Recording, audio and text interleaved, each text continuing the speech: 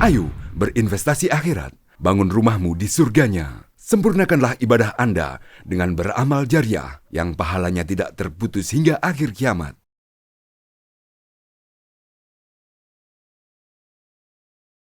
Assalamualaikum warahmatullahi wabarakatuh.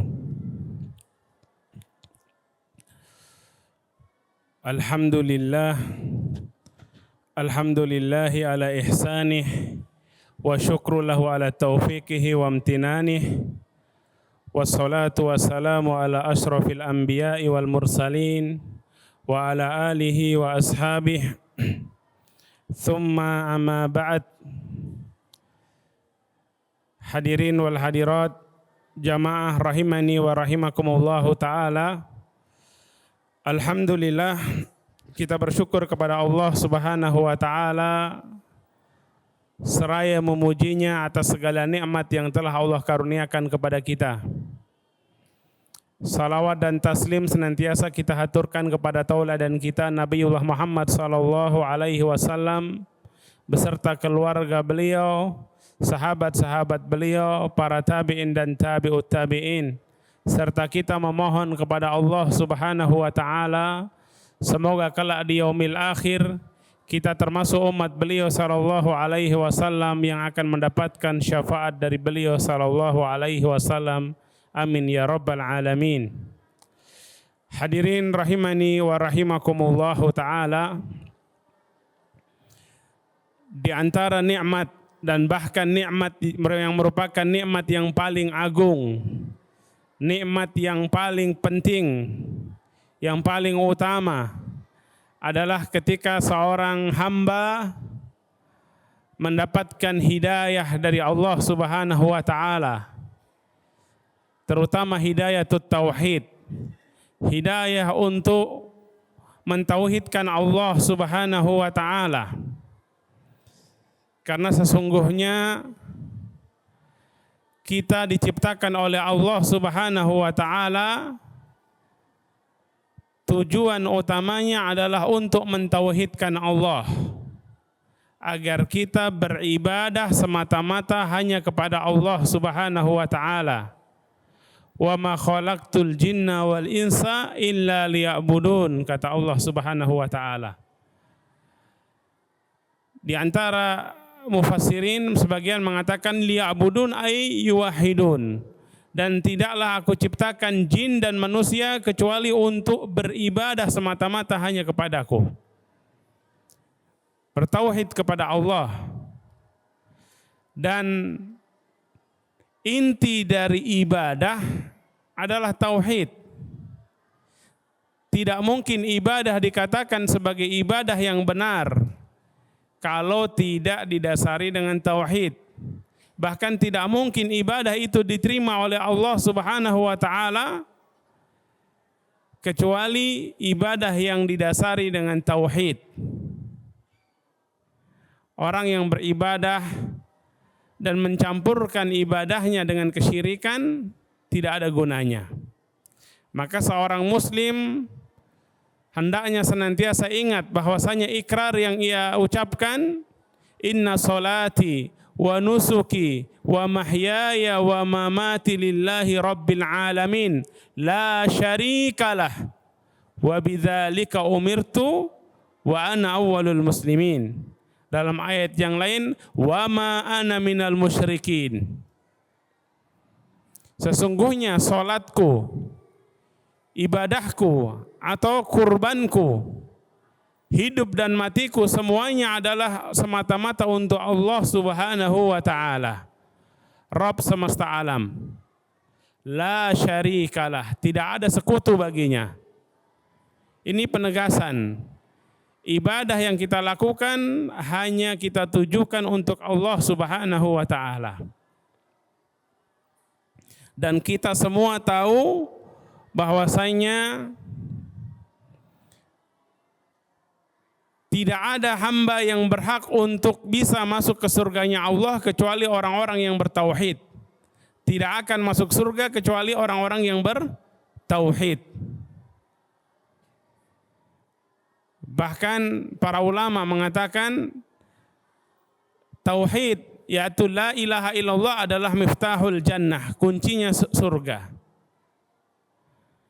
Oleh karena itu, seorang mukmin dia berusaha hidup di atas tauhid dan mati pun di atas tauhid, dibangkitkan kelak juga di atas tauhid, sehingga dengan tauhid itu dan keridhaan Allah dia mendapatkan rahmat dari Allah Subhanahu wa taala.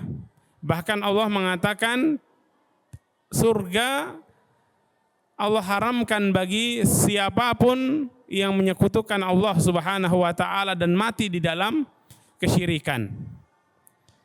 Kata Allah Subhanahu wa taala dalam Al-Qur'an, "Innahu may yusyrik billah." Sesungguhnya siapa saja yang menyekutukan Allah, faqad haramallahu alaihil jannah wa ma'wahun nar wa ma lidzalimina min ansar. Orang yang melakukan kesyirikan dan dia mati belum bertobat dari dosa syiriknya, dia bawa dosa syirik sampai dia mati, maka Allah haramkan baginya surga. Kalau diharamkan surga, tempatnya di mana? Tempatnya di neraka, dan dia termasuk orang-orang yang zalim. Dan Allah katakan, inna syirka la zulmun adim. Sesungguhnya kesyirikan adalah kezaliman yang sangat besar. Bahkan kezaliman yang paling besar, yaitu syirik.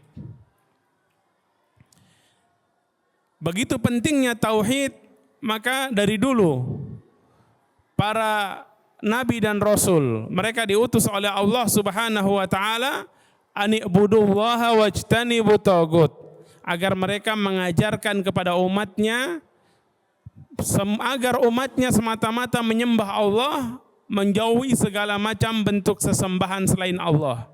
Ani'budullaha wajtanibu tagut. Maka Nabi SAW pernah mengatakan, al-anbiya ikhwatun min alad, dinuhum wahid wa ummahatuhum syatta. Para nabi itu mereka adalah saudara sebapak. Agama mereka satu, syariatnya berbeda-beda. Kata para ulama, agama mereka satu adalah agama tauhid. Dari sejak Nabi Adam, Nabi Nuh, seterusnya sampai Nabi Muhammad alaihimussalam, mereka semua mengajarkan tauhid. Nabi Musa, Nabi Isa, ya, semuanya mengajarkan tauhid. Adapun syariat mereka dalam hal ibadah yang ini berbeda-beda. Ahlul kitab berpuasa, tapi puasanya tidak sama dengan puasa syariat umatnya Nabi Muhammad SAW. Mereka sholat, tapi sholatnya tidak sama dengan sholatnya umat Nabi Muhammad SAW. Yang sama apa? Yang sama adalah tauhid. Tidak boleh menyekutukan Allah, tidak boleh beribadah kepada selain Allah. Ini yang terpenting. Oleh karena itu, kalau sekarang muncul beberapa orang atau sebagian orang yang menganggap tauhid itu nggak penting dibahas ulang-ulang. Sekarang itu yang penting bagaimana kita membahas tentang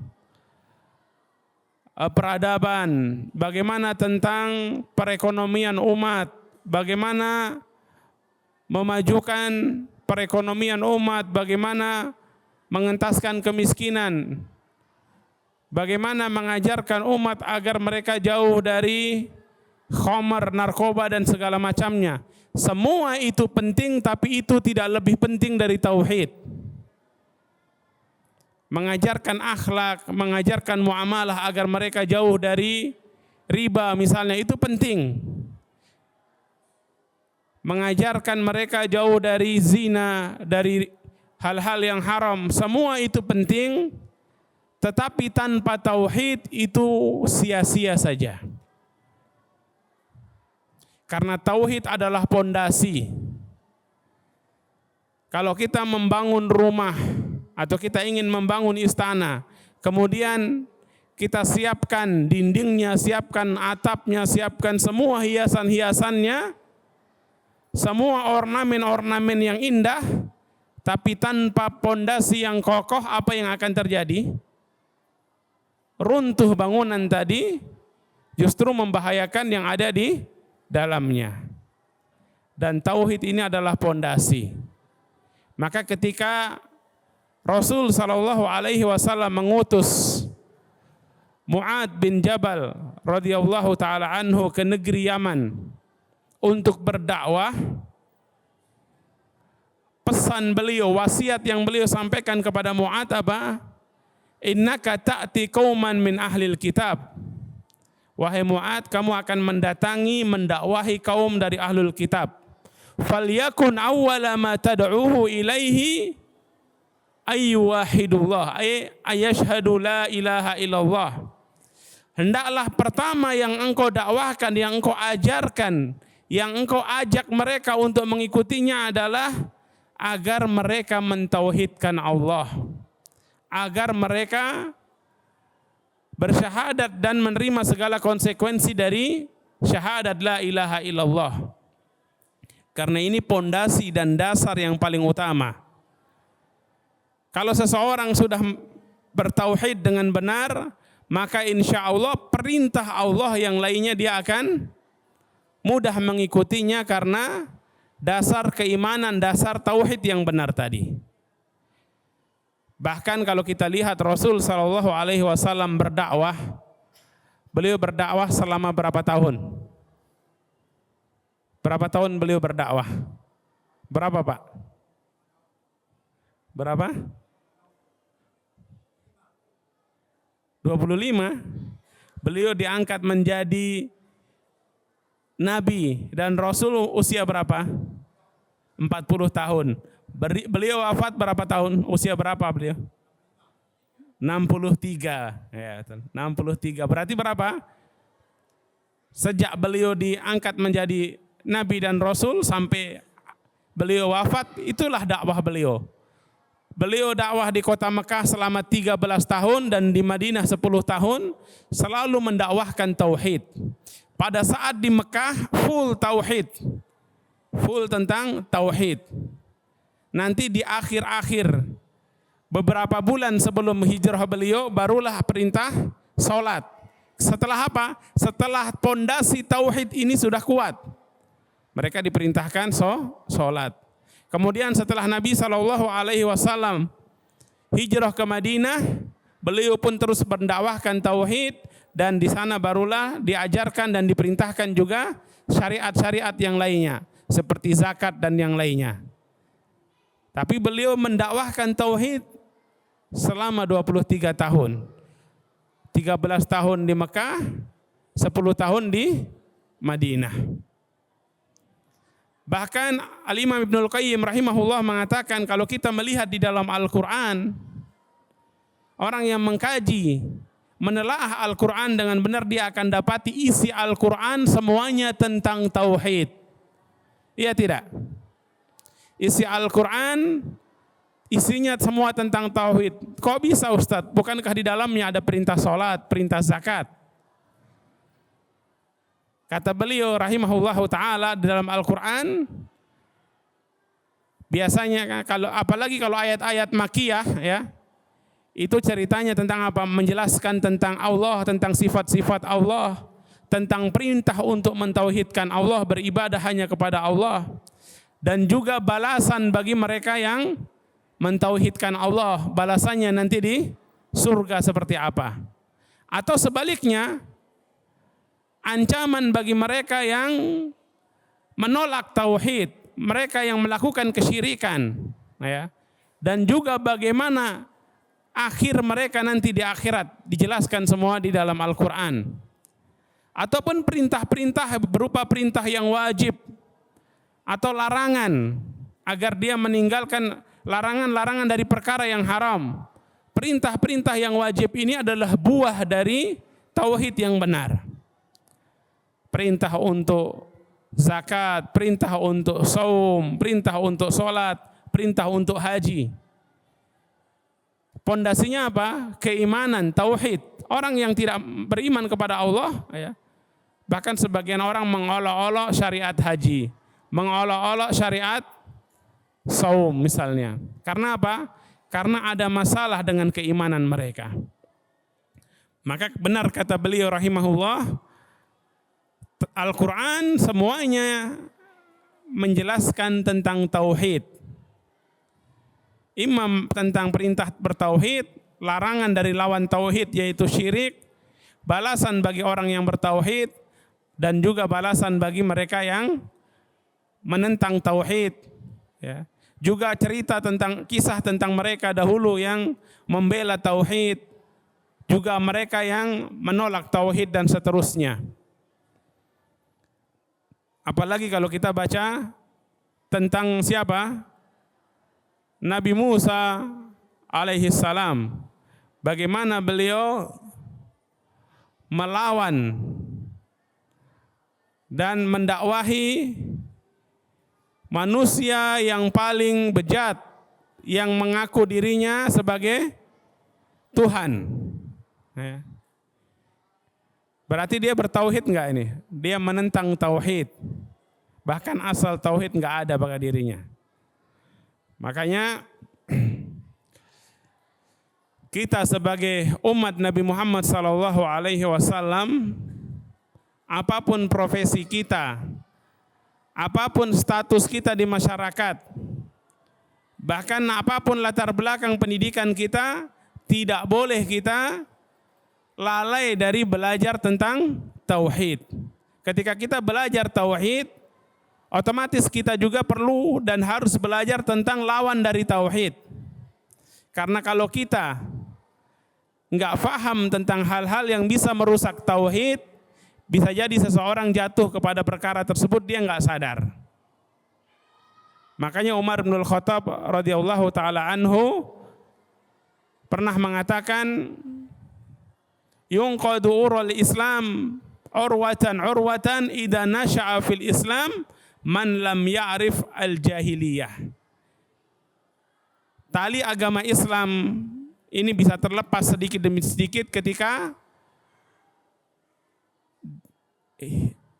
ada generasi yang mereka nggak kenal, nggak tahu apa itu kesyirikan, nggak tahu apa itu perkara-perkara jahiliyah, lawan dari tauhid. Sehingga terkadang kita masih dapati orang-orang yang mereka mengagung-agungkan kuburan sampai meminta berdoa kepada kuburan, ya. Orang-orang yang masih percaya dengan jimat-jimat, ya, percaya dengan dukun dan seterusnya. Kalau mereka kesulitan, mereka mintanya bukan kepada Allah Subhanahu wa taala, minta kepada selain Allah Subhanahu wa taala. Kalau mereka takut ditimpa bala atau bencana, mereka meminta kepada selain Allah Subhanahu wa taala. Ini semua terjadi karena mereka awalnya tidak paham, kemudian diajak atau diprovokasi oleh iblis dan bala tentaranya. Baik dari kalangan jin ataupun dari manusia, waliya'udzubillah. Dihias-hiasi. Padahal Nabi SAW, beliau selalu selama hidup beliau berdakwah selalu mengingatkan umat ini dari bahaya kesyirikan. Bahkan dulu setelah Nabi SAW menaklukkan kota Mekah, beberapa saat kemudian ada yang namanya Perang Hunain. Ketika banyak orang-orang Arab yang baru masuk Islam, masuknya rata-rata ketika mereka melihat umat Islam kuat. Rasul SAW menaklukkan kota Mekah dari kekuasaan orang-orang kufar Quraisy. Akhirnya orang-orang yang ada di sekitar sana mereka banyak yang masuk Islam, tapi mereka masih terpengaruh dengan keyakinan-keyakinan mereka sebelumnya, keyakinan masyarakat di sana, yaitu apa? Mereka kalau perang, mereka letakkan atau mereka taruh dulu senjata-senjata mereka di suatu pohon atau suatu tempat yang dianggap keramat supaya jadi sakti, supaya jadi hebat. Yang mereka sebut dengan Dzatu Anwat. Maka suatu ketika lewatlah Rasulullah SAW bersama dengan kaum muslimin yang tadi sebagian besar masih baru masuk Islam. Dan mereka melewati satu pohon yang dijadikan sebagai pohon keberkahan bagi orang-orang musyrik. Maka ada di antara mereka mengatakan, ya Rasulullah, ij'al lana dzata anwat kama lahum dzatu anwat. Ya Rasulullah, tolong buatkan untuk kami pohon yang bertuah, pohon yang bisa menjadikan senjata kami sakti supaya kami menang nanti ketika perang. Sebagaimana orang-orang itu mereka punya dzatu anwat, pohon bertuah, kita juga ingin punya ya Rasulullah. Maka Rasul sallallahu alaihi wasallam dengan tegas beliau menjelaskan bahwasanya itu adalah kekeliruan. Allahu Akbar. Kalian meminta, kata beliau, meminta sesuatu sebagaimana permintaan Banu Israel kepada Nabi Musa alaihi salam. Apa permintaan Banu Israel? Ya Musa, ij'al lana ilahan kama lahum alihah. Wahai Musa, tolong buatkan Tuhan untuk kami sembah sebagaimana orang-orang kafir juga punya Tuhan yang mereka sembah, yang mereka buat. Orang-orang Banu Israel baru diselamatkan oleh Allah Subhanahu wa taala dari perbudakan dan kekejaman Firaun dan kaumnya, tapi setelah diselamatkan minta dibuatkan Tuhan. Dan Nabi SAW ketika ada di antara umatnya saat itu yang minta dibuatkan pohon bertuah, beliau menyamakan permintaan itu dengan permintaannya Banu Israel. Ini mengajarkan kepada kita tentang pentingnya tauhid dan bahayanya syirik. Bahkan Nabi tidak basa-basi. Wah, ini masih baru, masih awam, nggak apa-apalah ya. Kadang kita ya, ketika mengajak, ketika berdakwah, terlalu mengedepankan basa-basi, bahkan terkadang melanggar aturan Allah Subhanahu wa taala. Padahal di dalam dakwah memang benar ada fiqh dakwah, tetapi ada hal yang tidak boleh kita mudahanah, basa-basi dalam perkara yang hak dan yang batil.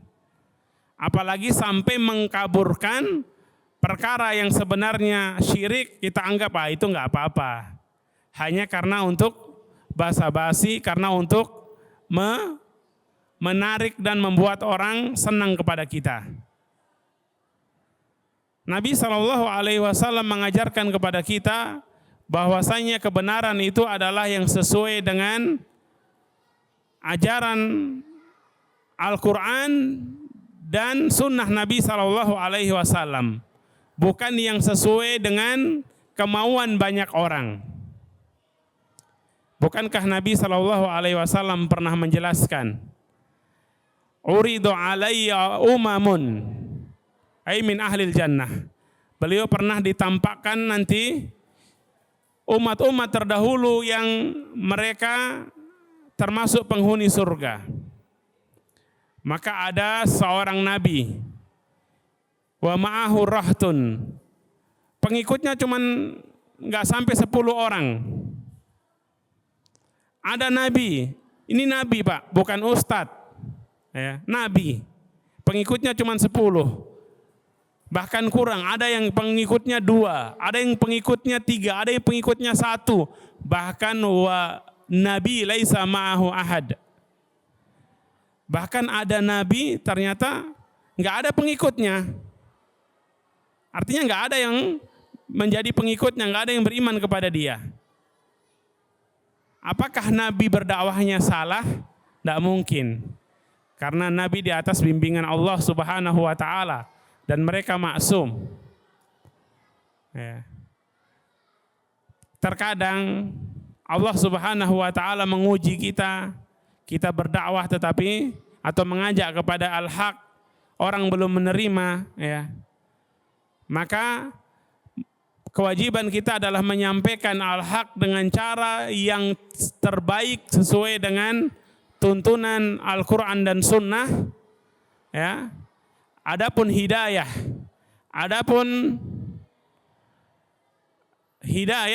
adalah haknya Allah Subhanahu wa taala. Bukankah Nabi SAW bahkan tidak bisa memberikan hidayah kepada paman beliau yang beliau sangat cintai? Sehingga Allah menegaskan hal ini, innaka la tahdi man ahbabta walakinallaha yahdi man yasha. Sesungguhnya engkau tidak bisa memberikan hidayah kepada orang yang engkau ingin hidayah untuknya, wahai Rasul. Tapi Allah lah yang memberikan hidayah kepada siapa yang Allah kehendaki. Oleh karena itu, yang pertama kita sebagai seorang muslim hendaknya kita senantiasa bersyukur kepada Allah atas hidayah Islam. Dan kita senantiasa memohon kepada Allah agar ditambahkan hidayah itu. Orang mengenal dan mau menerima Islam itu satu hidayah. Dia mengenal dan memahami tauhid dengan benar, jauh dari kesyirikan, beribadah kepada Allah dengan benar sesuai dengan tuntunan Rasulullah, ini juga hidayah. Ditambah lagi dengan hidayah-hidayah yang lain semakin banyak, sunnah Nabi yang kita kenal, yang kita fahami dan kita amalkan, itu juga hidayah. Kemudian dibuat istiqomah, kokoh di atas hidayah-hidayah tadi, itu juga hidayah. Maka seorang muslim dalam kehidupannya, dalam kesehariannya, dia diwajibkan oleh Allah untuk terus meminta hidayah. Minimal berapa kali Pak dalam sehari? Kita wajib meminta hidayah kepada Allah dalam sehari berapa kali minimal? Kita wajib, saya katakan wajib, kalau nggak dilakukan berdosa. Meminta hidayah itu wajib, dan setiap hari minimal kita berapa kali? Berapa kali? 5 kali, 17 kali. 17 kali, bukan hanya 5 kali. Di mana doa yang kita minta hidayah? Ihdinas siratal mustaqim. Minimal kita baca 17 kali dalam setiap rakaat ketika kita sholat. Sholat 5 waktu, total rakaatnya berapa? 17 kali, 17 rakaat. Dan setiap rakaat kita wajib membaca surat Al-Fatihah. Di dalamnya ada ihdinas siratal mustaqim. Maka hendaknya ketika kita membaca ayat ini, kita hadirkan hati kita benar-benar meminta kepada Allah agar kita mendapatkan hidayah. Hidayah untuk memahami tauhid dengan benar dan mengamalkannya. Mengamalkan segala konsekuensi dari tauhid, hidayah untuk menjauhi segala macam dosa dan maksiat, terutama kesyirikan. Dan semoga Allah Subhanahu wa taala memberikan kita keistiqomahan sehingga ketika kita meninggal kelak, akhiru kalamina la ilaha illallah. Man kana akhiru kalamihi la ilaha illallah dakhala al-jannah, kata Nabi sallallahu alaihi wasallam. Orang yang ucapan terakhir dia di dunia adalah la ilaha illallah, maka dijamin surga baginya.